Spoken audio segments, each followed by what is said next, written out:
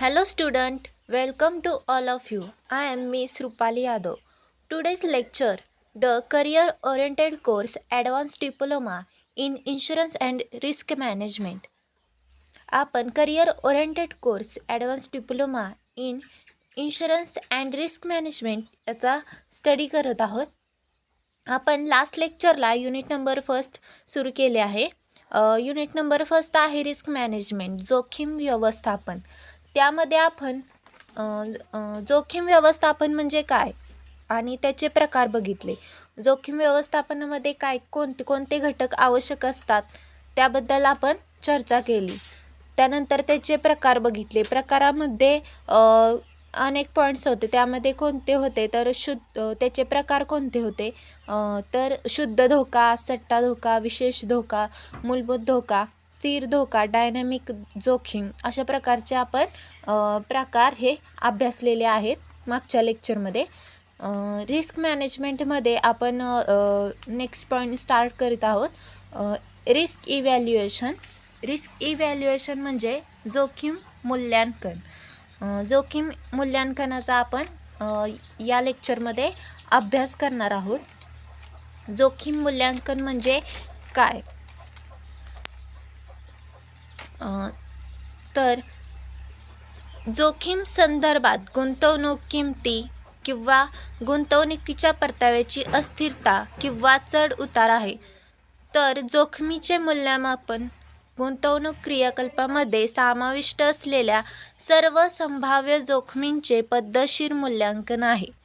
कर्ज, मालमत्ता किंवा गुंतवणुकीवरील नुकसानीची शक्यता निर्धारित करण्यासाठी अनेक उद्योगांमध्ये वापरली जाणारी ही एक सामान्य संज्ञा आहे. आपल्या आयुष्यातील प्रत्येक दिवस आपण नकळत मोठ्या संकटात घालवत असतो. आपण दैनंदिन दिनचर्येत आपण ते विसरून जातो. जोखीम समजून घेणे आणि त्याचे मूल्यांकन करणे बरेचदा अनेक समस्या टाळण्यास मदत करत असते. विशेषतः व्यावसायिक किंवा औद्योगिक उत्पादन क्षेत्रात या संकल्पनेची सामान्य व्याख्या सांगता येते की ही एक अशी प्रक्रिया आहे की ज्याचा उद्देश आपल्या निर्णय घेण्याच्या क्रियाकलापांवर नकारात्मक परिणाम करू शकणाऱ्या क्रिया, परिस्थिती किंवा घटनांचा अभ्यास करणे आणि त्यांना ओळखणे हा असतो. म्हणजे ज्या कोणत्या नकारात्मक परिणाम करणार आहेत त्या गोष्टींच्या क्रिया म्हणजे परिणाम करणाऱ्या त्या क्रिया, परिस्थिती किंवा त्या घटना आहेत त्यांचा अभ्यास करायचा आणि त्यांना ओळखायचं. जेणेकरून पहिल्यांदा आपल्याला जोखीम ओळखता आली पाहिजे तरच आपण त्याच्यावर मूल्यमापन करू शकतो किंवा मूल्यांकन हे करू शकतो. जोखीम मूल्यांकन लक्ष केंद्रित न करता सर्व पैलूंचा समावेश होतो.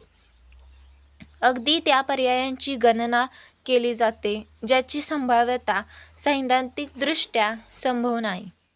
म्हणजे त्या ज्या पर्याय असतात त्यांची गणना केली जाते की जे आपण सांगू शकत नाही, त्याबद्दल विचार करू शकत नाही.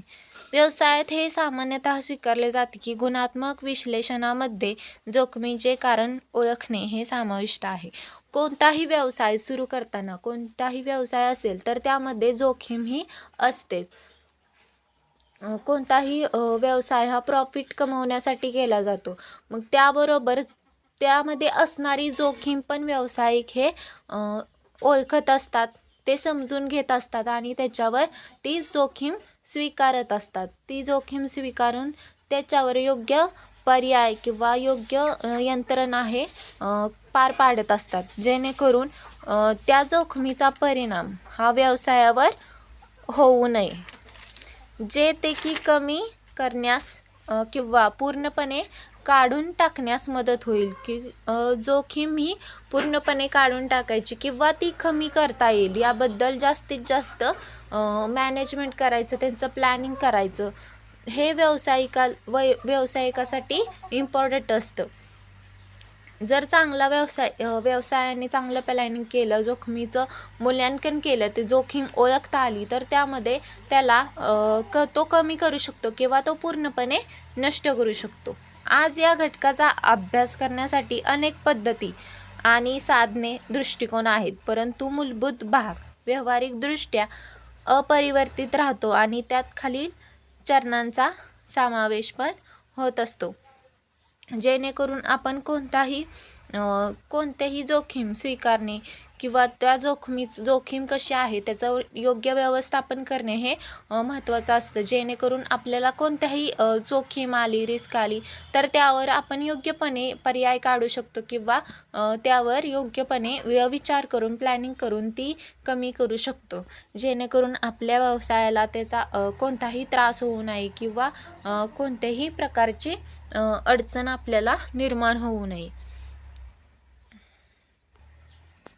जोखीम मूल्यांकन केवळ जोखीम विशालतेचे मूल्यांकनच करत नाही, तर संभाव्य नुकसानीची शक्यता, त्यामागील कारणे आणि त्याचा परिणाम समजून घेणे आणि ती जोखीम कमी करण्यासाठी काय तयारी करावी लागेल अशा प्रकारची संपूर्ण माहिती देखील प्रदान करत असते. म्हणून जोखीम मूल्यांकन हे आपत्ती व्यवस्थापनात निर्णय आणि धोरण बनवण्याच्या प्रक्रियेचा अविभाज्य भाग आहे. तर यामध्ये जोखीम मूल्यांकनामध्ये काय केलं जातं की जोखीम कमी करण्यासाठी काय तयार करावी लागेल, त्याचे परिणाम काय आहेत, ते परिणाम जर समजून घेतले तर आपण योग्य भविष्य काळासाठी कोणतीही जोखीम आली तर आपण तिचा योग्य प्रकारे तिला तोंड देऊ शकतो किंवा त्याच्यावर पर्याय हे निवडू शकतो. मग त्यासाठी जे आपत्ती व्यवस्थापन आहे त्यामध्ये जोखीम मूल्यांकन हे एक अविभाज्य घटक आहे, जेणेकरून आपत्ती व्यवस्थापनामध्ये कोणतेही काम करण्यासाठी त्याचा हा उपयोग होत असतो. जलद विकास आणि आधुनिक जीवनशैली यामुळे लोकांच्या सुरक्षिततेत आणि आरोग्यात धोक्याची भर घातली आहे. नैसर्गिक आणि मानवी अपघातामुळे पर्यावरणावर आणि मानवी जीवनावर प्रतिकूल परिणाम होऊ शकतो. योग्य पर्याय हाताळणी आणि प्रशिक्षण यामुळे दुर्घटना मोठ्या प्रमाणावर कमी केल्या जाऊ शकतात. यामध्ये कसं असतं की आपल्याकडे डेव्हलपमेंट ही मोठ्या प्रमाणात होत आहे. आधुनिक जीवनशैलीमुळे आरोग्याच्या धोक्यात पण वाढ झाली आहे, जेणेकरून जे लोक कामामध्ये व्यस्त आहेत आणि लोकांच्या आरोग्याकडे त्यांना लक्ष देण्यासाठी वेळ नाही आहे, त्यामुळे आरोग्याच्या धोक्यांमध्ये वाढ झाली आहे. तसेच नैसर्गिक आणि मानवी अपघात होत असतात, त्यामुळे पर्यावरणावर परिणाम होत असतो. लोक झाडे तोडत असतात, रोज अनेक वाहने रस्त्यावर चालत असतात, त्यामुळे प्रदूषणाचा मोठा परिणाम हा आपल्याला दिसून येत असतो, जेणेकरून माणसाच्या आरोग्यावर त्याचा परिणाम होत असतो. कार्बन डायऑक्साईड, ग्लोबल वॉर्मिंग याचा मोठ्या प्रमाणात वाढ होत आहे, त्यामुळे त्याचे परिणाम हे आपल्या पर्यावरणावर होत आहेत, त्याचबरोबर आपल्या मानवी आरोग्यावर पण होत आहेत.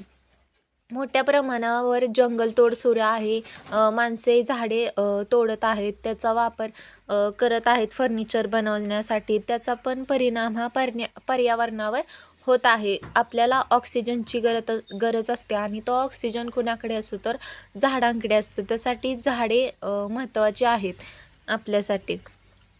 योग्य प्रक्रिया आणि हाताळणी आणि प्रशिक्षण यामुळे दुर्घटना मोठ्या प्रमाणावर कमी केल्या जाऊ शकतात. यामुळे कसं की त्याच्यावर योग्य प्रक्रिया करायची, योग्य ती कंडिशन हाताळायची, त्याचबरोबर प्रशिक्षण द्यायचं, त्यामुळे कोणतेही आपल्याला संकट येणार आहेत, दुर्घटना येणार आहेत, त्यावर आपण योग्य प्रकारे उपाय काढू शकतो, त्या कमी करू शकतो. धोक्यापासून धोका असलेल्या अनेक मालमत्ता आहेत. मग त्यामध्ये काय येते की सर्वप्रथम लोकांच्या दुखापतींना जोखमीच्या मूल्यांकनाचा विचार केला पाहिजे. धोकादायक परिस्थितीमुळे ज्यामुळे लक्षणीय दुखापत होऊ शकते ते योग्य आपत्कालीन योजना आहेत याची खात्री करण्यासाठी ठळक केले पाहिजे. इतर अनेक भौतिक मालमत्ता धोक्यात येऊ शकतात, यामध्ये आहे तर इमारती आहेत, माहिती तंत्रज्ञान आहे, इन्फॉर्मेशन टेक्नॉलॉजी, उपयुक्तता प्रणाली आहे, यंत्रसामुग्री आहे, कच्चा माल आहे आणि तयार वस्तू यांचा समावेश आहे. तसेच पर्यावरणीय प्रभावांच्या संभाव्यतेचा देखील विचार केला गेला पाहिजे. म्हणजे कोणत्याही प्रकारची मालमत्ता असेल त्याच्याबरोबर आपल्याला त्याच्या मालमत्तेला पण धोका हा होत असतो. मग त्याचा पण आपण विचार केला पाहिजे, जेणेकरून ती जोखीम आपण योग्य प्रकारे हाताळू शकतो किंवा ती कमी करू शकतो. एखाद्या आपत्तीचा धोका, एखाद्या विशिष्ट आपत्तीमुळे किती नुकसान होऊ शकते, ते कसे व किती कमी करण्यासाठी केलेले अभ्यासपूर्ण संशोधन कुठल्याही आपत्तीची तीव्रता कमी करून जैविक, सामाजिक, आर्थिक आणि परिणाम यावर होणारा परिणाम कमी करण्यासाठी जोखीम मूल्यांकन अत्यंत आवश्यक असते. एखादी आपत्ती असते, म्हणजे आपत्ती ही कोणत्याही प्रकारची असू शकते. मग त्यामध्ये त्याचा धोका कमी करायचा, त्या विशिष्ट आपत्तीमुळे आपल्याला कोणते नुकसान होऊ शकते याबद्दल विचार करायचा, जेणेकरून किती नुकसान होऊ शकते, ते कसे कमी होईल यावर विचार करायचा, यावर संशोधन करायचं, त्यावर कोणतीही आपत्तीची तीव्रता कमी करायची. त्यासाठी जोखीम मूल्यांकन हे महत्त्वाचे आहे, जेणेकरून जर आपण ते केलं, जोखीम मूल्यांकन केलं, तर त्यावरील जे कोणतेही आपत्ती असेल तर त्याची तीव्रता ही कमी होऊ शकते. जर आपत्तीची तीव्रता कमी झाली तर त्यामुळे जैविक, सामाजिक किंवा आर्थिक आणि पर्यावरण यावर होणारा परिणाम हा कमी करण्यासाठी आवश्यक असते, जेणेकरून कोणत्याही आपत्तीचा परिणाम हा वाईटच होणार आहे. मग त्यामध्ये त्याचा परिणाम होत असतो की जैविक होत असतो, समाजावर होत असतो, आर्थिकतेवर होत असतो, तसेच पर्यावरणावर पण होत असतो. मग ते जर कमी केलं तर त्यामध्ये जोखीम मूल्यांकन हे योग्य प्रकारे म्हणजे आवश्यक असते, जेणेकरून जोखीम मूल्यांकनाद्वारे आपण कोणतेही आपत्ती असेल ती कंट्रोल करू शकतो, त्यावर योग्य व्यवस्थापन करून ती कमी करण्याचा किंवा पूर्णपणे नष्ट करण्याचा आपण प्रयत्न करू शकतो. त्यासाठी जोखीम मूल्यांकन हे खूप महत्त्वाचे आहे. जोखीम मूल्यांकन लक्ष केंद्रित न करता सर्व पैलूंचा समावेश होत असतो. सुरुवातीच्या अगदी त्या पर्यायांची गणना केली जाते, त्यांची संभाव्यता सैद्धांतिकदृष्ट्या संभव नाही. व्यवसायात हे सामान्यतः स्वीकारले जाते की गुणात्मक विश्लेषणामध्ये जोखमीचे कारण ओळखणे, मग जोखीम पहिल्यांदा ओळखणे हे खूप महत्त्वाचे आहे. हे आपण बघितलं. आता पुढं बघणार आहोत की त्याचे त्यांनी एक अनुभवी व्यावसायिक म्हणतील की हा निर्देशक त्यांचा प्रकल्प किती यशस्वी होईल हे दर्शवत असतो. आपण त्यामध्ये काही पॉइंट्स बघूया. पहिला पॉइंट आपण बघूया, संभाव्य जोखीम क्षेत्राची ओळख. म्हणजे कोणतीही जोखीम असेल तर जोखीम क्षेत्र असेल तर त्याची ओळख असणे महत्त्वाचे आहे. ती जोखीम कशा प्रकारची आहे, कोणत्या प्रकारची आहे, त्याचे परिणाम काय होऊ शकतात, ती कशामुळे आली, ही रिस्क कशामुळे निर्माण झाली, याचं पण आपल्याला ओळखता आलं पाहिजे, जेणेकरून आपण जर आपल्याला जोखमीला सामोरं जावं लागत असेल तर तिच्याबद्दल पूर्णपणे ओळख असणे, माहिती असणे हे आवश्यक आहे, जेणेकरून आपण त्याच्यावर पर्याय काढू शकतो, तिला नष्ट करण्याची आपण ताकद ठेवू शकतो किंवा त्याच्यावर उपाय शोधू शकतो, जेणेकरून त्या जोखमीवर कोणत्याही प्रकारची जोखीम असेल तर त्यावर आपण पर्याय काढून ते कमी करण्याचा प्रयत्न करू शकतो. दुसरा आहे कंपनीच्या भविष्यातील क्रियाकलापांशी संबंधित जोखमीचा शोध आणि मूल्यांकन. आपण कंपनीमध्ये, कोणताही कंपनी असेल किंवा व्यवसाय असेल, योग्य प्रॉफिट कमवण्यासाठी आपण जास्तीत जास्त प्रयत्न करत असतो. जर कंपनीच्या भविष्यात कोणत्याही प्रकारच्या जोखीम येत असेल तर त्या जोखमींचा शोध घ्यायचा आणि त्यावर मूल्यांकन करायचं. त्यातून पर्याय काढून ती जोखीम, कोणत्याही प्रकारची जोखीम आपल्याला पुढे येणार नाही किंवा आली तरी त्यावर आपण काय करू शकतो, त्यावर उपाय काय आहेत किंवा त्याचे परिणाम काय आहेत याचा शोध आपण घेतला पाहिजे, त्याचं मूल्यांकन केलं पाहिजे. तर ती कमी होऊ शकते. त्यावर योग्य मॅनेजमेंट करून योग्य पर्याय काढून ती कमी करण्याचा प्रयत्न आपण करू शकतो. तिसरा आहे नकारात्मक परिणामांची गणना. कोणत्याही जोखमीचा परिणाम हा सकारात्मक होऊ शकतो किंवा नकारात्मक होऊ शकतो.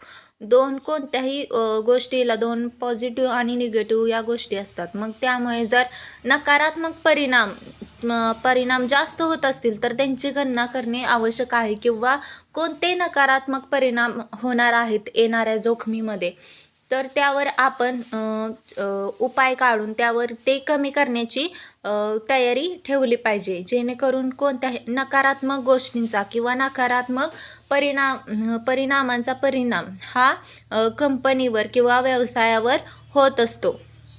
मग त्यांची गणना करून त्यावर योग्य पर्याय काढून ती नकारात्मक परिणाम हा आपण कमी करू शकतो. त्यानंतर आहे जोखीम आणि त्याचे परिणाम काढून टाकताना फायद्यांचे प्रतिबिंब. म्हणजे कोणती जोखीम आहे, कशा प्रकारची जोखीम आहे आणि त्याचे परिणाम काय होणार आहेत हे काढून टाकताना फायद्यांचे प्रतिबिंब दिसत असते. म्हणजे आपल्याला त्यातून जर आपण जोखीम कमी केली किंवा जोखीम काढून टाकली, जोखमीचा शोध घेतला, तर त्याचा फायदा हा आपल्या कंपनीला, आपल्या व्यवसायाला, आपल्याला होणार आहे. जेणेकरून आपल्याला कोणतेही जर जोखमीचे मूल्यांकन करता आले, त्याचे परिणाम शोधता आले तर त्यावर आपण पर्याय काढू शकतो, जोखीम ही कमी करू शकतो. त्यातून आपल्याला हा फायदा होणारच आहे. मग त्यामध्ये काय आहे, आपण हे पॉईंट बघितले. तर पुढं काय आहे की या प्रत्येक टप्प्यात परिणामवाचक जोखीम मूल्यमापन केले जाते. त्यानंतरच्या संख्यात्मक प्रदर्शनासह गणना केवळ कोणत्याही एका घटनेची संभाव्यता टक्केवारीत पाहण्याची परवानगी देत नाही, तर संपूर्ण चित्र देखील प्रकट करत असते. त्यांच्यापैकी प्रत्येकाकडे अनेक दिशानिर्देश असतात, तंत्रज्ञान असतं, दृष्टिकोन असतो म्हणजे एखाद्या जोखमीबद्दल, तर ते पण लक्षात घेणे महत्त्वाचे आहे. पुढचा पॉईंट काय आहे की जोखीम मूल्यांकन फक्त 3 मुख्य शाखांमध्ये विभागले आहे. तर त्या कोणत्या आहेत, तर सांख्यिकीय पद्धती आहे, विश्लेषणात्मक पद्धती आहे, तंत्रज्ञानाची मूल्यांकन पद्धती आहे, असे 3 शाखा आहेत मूल्यांकनाच्या. तर त्यामध्ये काय आहे की सांख्यिकीय पद्धत असे, त्याच्यापैकी प्रत्येक दिशानिर्देश असतात, तंत्रज्ञान असतं, तर ते लक्षात घेणे गरजेचे आहे. मग त्या पद्धतींचा वापर करून, म्हणजे या 3 पद्धती आहे, त्या 3 पद्धतीचा वापर करून प्रत्येक जोखीम मूल्यांकनाची स्वतःची वैशिष्ट्ये आहेत आणि त्यानुसार अंतिम परिणाम आहेत. काहींचे उद्दिष्ट व्यवस्थापकीय निर्णय घेण्याचे भाकीत करणे, तर काहींचे उद्दिष्ट फर्मचे सिक्युरिटीज खरेदी करताना जोखमीचे प्रमाण ओळखणे हे आहे. इतर पण ध्येय आहेत किंवा कार्याची केवळ एक विशिष्ट सेटिंग तुम्हाला या पद्धतीपैकी एक निवडण्याची किंवा क्रियाकलापांची संपूर्ण श्रेणी पार पाडण्याची परवानगी देईल. मग यामध्ये सांख्यिकीय पद्धत असेल किंवा विश्लेषणात्मक पद्धत असेल, या पद्धतींचा अभ्यास केला जातो. त्यानुसार जोखीम कशी कमी करता येईल हे पाहिलं जातं. कोणतेही निर्णय व्यवस्थापकीय निर्णय जे उद्दिष्ट आहे त्यामध्ये काय आहे, तर व्यवस्थापकीय निर्णय घेण्याचे भाकीत करणे. एखाद्या मॅनेजरने चांगले काम करण्यासाठी किंवा कोणतीही जोखीम आपल्या व्यवसायामध्ये आली तर तिला सामोरे जाण्यासाठी योग्य मॅनेजमेंट करणे हे महत्त्वाचे आहे. योग्य निर्णय घेणे महत्त्वाचे आहे. कोणत्याही परिस्थितीमध्ये योग्य निर्णय घेणे हे महत्त्वाचे आहे, जेणेकरून आपल्या कंपनीला किंवा आपल्या व्यवसायाला त्याचा फायदा होत असतो. त्याचे परिणाम हे वेगवेगळे असतात, त्यानुसार पण आपण त्यावर योग्य व्यवस्थापन हे केले पाहिजे. उद्दिष्टामध्ये अजून काय आहे की फर्मचे सिक्युरिटीज खरेदी करताना जोखमीचे प्रमाण ओळखणे. म्हणजे कोणत्याही फर्मची सिक्युरिटीज आपण एखादा व्यावसायिक किंवा एखादी कंपनी खरेदी करत असते, तर त्यामध्ये पण कोणती आपल्याला जोखीम होणार आहे, किती जोखीम असेल किंवा त्याचे परिणाम काय आहेत, त्या जोखमीचे प्रमाण काय आहे हे दर्शवणे किंवा हे ओळखणे हे महत्त्वाचे आहे. जेणेकरून कोणत्याही सिक्युरिटीज खरेदी करताना जोखमीचे जर प्रमाण बघितले तर आपल्याला पुढे येणारे अडचणी असतील, प्रॉब्लेम्स असतील, त्यावर आपण योग्य प्रकारे उपाय काढू शकतो किंवा ते कमी करण्याचा प्रयत्न हा करू शकतो. परत आहे की ते कार्याची केवळ एक विशिष्ट सेटिंग तुम्हाला या पद्धतीपैकी एक निवडण्याची किंवा क्रियाकल्पांची संपूर्ण श्रेणी पार पाडण्याची परवानगीही देत असते. कोणत्याही परिस्थितीत आपण वस्तुनिष्ठ डेटा पाहू इच्छित असल्यास आणि घेतलेल्या निर्णयाबद्दल पश्चाताप करू इच्छित नसल्यास व्यावसायिकांकडे वळणे हा सर्वोत्तम उपाय हा असू शकतो. आज बाजारात या दिशेने अनेक तज्ज्ञ कंपन्या आहेत की त्यांच्या सेवा वेगवेगळ्या किमती श्रेणीमध्ये देत असतात. म्हणजे त्यामध्ये पण अनेक कंपन्या आहेत, अनेक तज्ज्ञ कंपन्या आहेत की त्यांच्या सेवा ह्या वेगवेगळ्या किमती श्रेणीमध्ये देताना आपल्याला हे दिसून येत असते.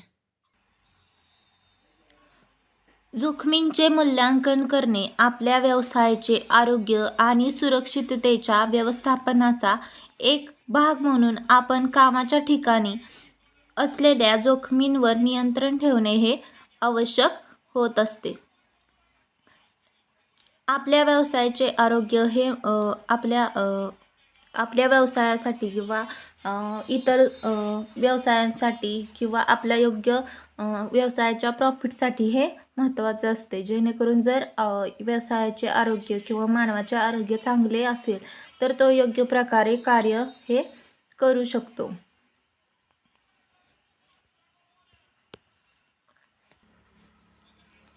तसेच यामध्ये आपल्या कर्मचाऱ्यांना कशाचे नुकसान होऊ शकते याचा विचार करणे आणि कोणती प्रतिबंधात्मक उपाययोजना करायची हे ठरवणे ही आपली जबाबदारी आहे. म्हणजेच एक व्यवसायाची व्यवस्थापनाची जबाबदारी होत असते. ही प्रक्रिया जोखीम मूल्यांकन म्हणून ओळखली जाते आणि जवळजवळ सर्व क्रियाकल्पांनी ती कायद्याद्वारे पूर्ण केली जाते. अशा नात्यास मोठ्या प्रमाणात कागदी कामांची आवश्यकता नसते. उलटपक्षी ते आपल्या कार्य वातावरणात सर्व संभाव्य धोके आणि लोकांना सुरक्षित ठेवण्याच्या मार्गावर विचार करण्यास मदत करत असते. जोखीम मूल्यांकनामध्ये आपण एक उदाहरण पाहूया. आपल्याकडे 5 पेक्षा कमी कर्मचारी असल्यास कायद्याद्वारे आपल्याला जोखीम मूल्यांकन लिहिणे आवश्यक नसते. तथापि असे करणे उपयुक्त आहे जेणेकरून आपण भविष्यात हे पुन्हा वाचू आणि अद्यतनित करू शकाल. म्हणजे यामध्ये काय आहे, जर आपल्याकडे 5 पेक्षा कमी कर्मचारी असतील, 2-3 असतील, तर जोखीम मूल्यांकन लिहिणं हे आवश्यक नसतं आणि हे कायद्यानुसार पण आहे. आणि जर आपल्याकडे 5 पेक्षा जास्त कर्मचारी असतील तर ते कायद्याद्वारे जोखीम मूल्यांकन करणे हे आवश्यक आहे, हे यामध्ये दिसून येते. जर एखाद्या कंपनीमध्ये जर कामाचे स्वरूप बऱ्याचदा बदलत असेल किंवा एखाद्या कामाच्या साईटप्रमाणेच कामाचे वातावरण बदलत असेल आणि विकसित होत असेल, तर आपल्याला आपले मूल्यांकन सर्व संभाव्य जोखमीमध्ये वाढवणे आवश्यक आहे. म्हणजे एखाद्या कोणत्याही कंपनीमध्ये जर त्याचा विकास होत असेल किंवा त्यांचे कामाचे स्वरूप बदलत असेल, जेणेकरून कोणतेही काम योग्य वेळेत किंवा कमी खर्चात होईल याकडे लक्ष दिलं गेलं असेल, तर त्याचा विकास होत असेल तर त्याचे मूल्यांकन करणे हे आवश्यक आहे किंवा जोखमीमध्ये त्याचे मूल्यांकन सर्व संभाव्य जोखमीमध्ये वाढवणे आवश्यक आहे. याचा अर्थ कर्मचारी ज्या ठिकाणी काम करतील त्या जागेची स्थिती, त्या भागाचे पडलेले संभाव्य धोके हे महत्त्वाचे आहे. आपण आपल्या जोखमीच्या मूल्यांकनात एकापेक्षा जास्त धोका ओळखल्यास आपल्याला त्यास महत्त्व दिल्यास क्रमवारी लावण्याची आवश्यकता असते. आपण उदाहरण बघूया की एखाद्या कारखान्यात रासायनिक गळती होण्याचा संभवतः सर्वात गंभीर धोका असतो, तर त्यास वनस्पतीमध्ये बॅलर उचलून मागच्या दुखापतीस कमी गंभीर धोका असू शकतो. मग त्यामध्ये धोकादायक वर्गीकरण सामान्यतः सामान्य बुद्धीवर आधारित केले जात असते. गंभीर जखम होऊ शकतात अशा धोक्यांचा विचार करणे आवश्यक आहे, तसेच की त्यांचा मृत्यू होऊ शकतो. गंभीर बर्न किंवा खट असू शकतात. मग कमीत कमी महत्त्वपूर्ण जोखमीकडे लक्ष देणे हे महत्त्वाचे असते. धोक्याकडे लक्ष देणे हे महत्त्वाचे असते, जेणेकरून आपल्याला त्या धोक्यांवर योग्य प्रकारे तो धोका कमी करण्यासाठी आपण हालचाली करू शकतो. जोखमीच्या मूल्यांकनामध्ये अनेक प्रकारचे आपल्याला धोके हे येत असतात. त्यांचं मूल्यांकन करणं हे आवश्यक आहे. आपण हे पण लक्षात घेतले पाहिजे की धोका जितका मोठा असेल तितका नियंत्रण उपाय अधिक विश्वसनीय आणि प्रभावी असले पाहिजेत, जेणेकरून आपल्या जे आपण धोक्यासाठी जे विश्वसनीय पर्याय निवडणार आहोत किंवा त्यावर नियंत्रण उपाय करणार आहोत ते प्रभावी असावेत, जेणेकरून जितका मोठा धोका असेल त्यावर आपण योग्य प्रकारे मात करू शकतो.